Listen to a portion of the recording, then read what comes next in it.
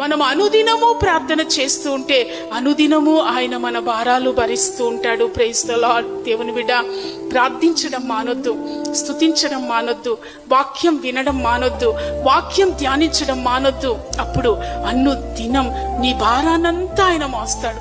ఈరోజు ఈ భారం నేను మోయలేకపోతున్నా అని అంటావా? వెంటనే నీ భారాన్ని ఆయన తన భుజాల మీద ఎత్తుకుంటాడు.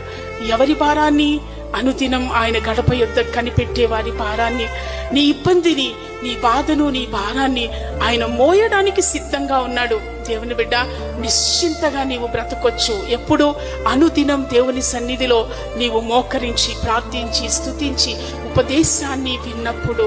Praise the lord. వింటున్నావా? ఉదయకాలపు వర్తమానాలు వింటున్నావా?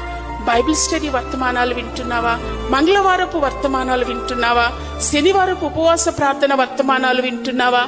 ఆదివారపు వర్తమానాలు వింటున్నావా? దేవుని బిడ్డ, విను విను విను. ఎందుకో తెలుసా? నీవు అలా వింటూ ఉంటే నీ భారాలన్నీ ఆయన మోస్తాడు.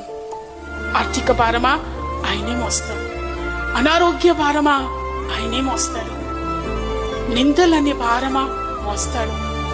మానసిక వేదన, దుఃఖమా? ఆయన మోస్తారు. ఆయన చెప్పారు మోస్తానని, ఖచ్చితంగా మోస్తారు. అనుదినం ఆయన గడప యొద్ద కనిపించు. Praise the lord.